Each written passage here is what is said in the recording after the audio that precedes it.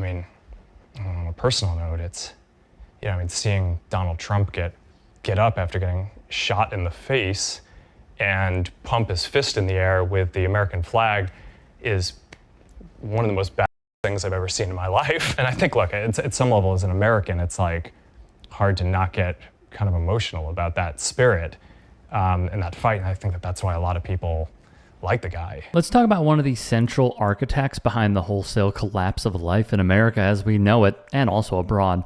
Facebook co-founder and Meta CEO Mark Zuckerberg. While he's tried to clean up his public-facing image in recent years by becoming a Brazilian jiu-jitsu fighter and hiring a new personal stylist, he and Meta have clearly felt the fallout from the 2016 election and the role Facebook played in harboring and spreading misinformation to the masses, particularly right-wing extremist conspiracies like the Shmooanon movement. But Zuck and the rest of Meta and their board of directors want you to forget how the platform has fried the brains of millions of Americans and caused irreparable damage to the public's media literacy skills and trust in the media. Now, things are about to get a whole lot worse as Zuck recently posted this dystopian video sharing some new updates to the platform. It's time to get back to our roots around free expression on Facebook and Instagram. If you ever hear a billionaire media company owner talking about protecting free speech, just know that what they're really talking about is increasing revenue by firing content moderation staff and incentivizing bad faith actors to use the platform and generate revenue. Yay! Governments and legacy media have pushed to censor more and more. A lot of this is clearly political. But there's also a lot of legitimately bad stuff out there, and we've reached a point where it's just too many mistakes and too much censorship. The recent elections also feel like a cultural tipping point towards once again prioritizing speech. So we're going to get back to our roots and focus on reducing mistakes, simplifying our policies, and restoring free expression on our platforms. If all of this sounds eerily familiar to the arguments Elon Musk was making when he was forced to buy Twitter, you'd be correct. And look where that platform is now. First, we're going to get rid of fact checkers and replace them with community notes, similar to X, starting in the US. After Trump first got elected in 2016, the legacy media wrote nonstop about how misinformation was a threat to democracy. We tried in good faith to address those concerns without becoming the arbiters of truth. But the fact checkers have just been too politically biased and have destroyed more trust than they've created, especially in the US. Second, we're going to simplify our content policies and get rid of a bunch of restrictions on topics like immigration and gender that are just out of touch with mainstream discourse. What started as a movement to be more inclusive has increasingly been used to shut down opinions and shut out people with different ideas, and it's gone too far. If the first two parts of Meta's so-called commitment to free speech didn't raise red flags, just wait until you hear the rest of his plan. And hey, just a quick break in the action. You should go subscribe to my new show, The Rick Strom Show. I'm going to be interviewing people from sports, music, journalists, authors, sports doctors. It's going to be fantastic. Please go subscribe. Thank you. Third, we're changing how we enforce our policies to reduce the mistakes that account for the vast majority of censorship on our platforms. We used to have filters that scanned for any policy violation. Now, we're going to focus those filters on tackling illegal and high-severity violations. And for lower-severity violations, we're going to rely on someone reporting an issue before we take action. It means we're going to catch less bad stuff, but we'll also reduce the number of innocent people's posts and accounts that we accidentally take down. Fourth, we're bringing back civic content.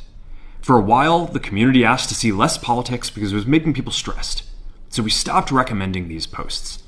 But it feels like we're in a new era now, and we're starting to get feedback that people want to see this content again. Don't get it twisted. Zuck isn't talking about turning the algorithm to push out political content covering the ongoing genocide in Gaza, or the labor movement, or climate activism, or any other progressive causes that deserves widespread coverage. It will almost exclusively be right-leaning content that boosts the Trump administration and launders the image of the MAGA movement because that's where the money is, stupid. Fifth, we're going to move our trust and safety and content moderation teams out of California, and our US-based content review is going to be based in Texas.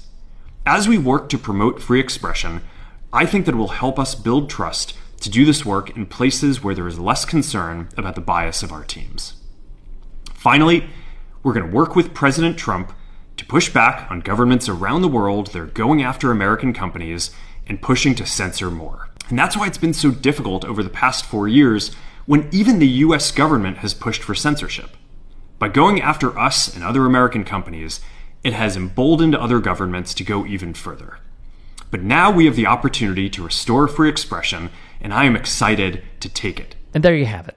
We may never see a more black and white example of the notion that elections have consequences than that last statement from Zuckerberg. No wonder why he ran down to Mar-a-Lago just weeks after the election to kiss Trump's ring and pledge his loyalty to MAGA. When we tell you that Capitol owners will always align with fascists to secure their financial and ideological interests, this is what we're talking about. But there's also no question that there has been a change over the last 4 years.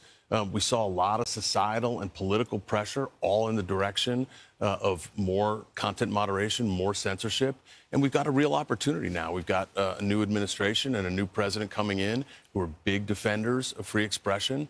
And that makes a difference. One of the things we've experienced is that when you have a U.S. president and administration that's pushing for censorship, it just makes it open season for other governments around the world that don't even have the protections of the First Amendment to really put pressure on U.S. companies. We're going to work with President Trump to push back on that kind of thing around the world. Newly appointed Meta Chief Global Affairs Officer Joel Kaplan, a hardline Republican operative who was a part of the Brooks Brothers riot in Florida, clerked for former SCOTUS Justice Antonin Scalia, served as a Bush administration staffer, helped rally support for SCOTUS Justice Brett Kavanaugh's nomination, and lobbied to protect right-wing outlets on Facebook while in his former role as VP of Global Public Policy.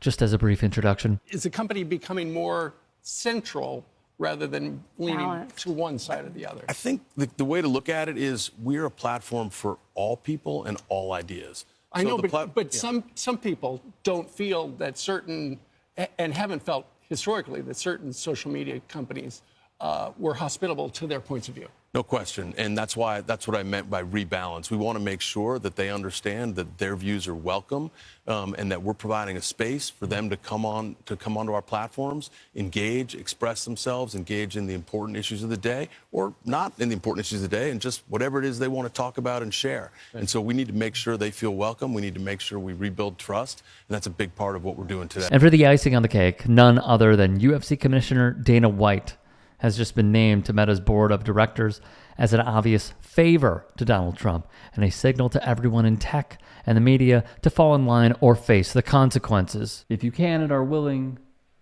please become a paid member here at TYT Sports. And or go to tyt.com/join. In addition, you can follow me on Twitter, Instagram, and TikTok. Appreciate it. Have a great day.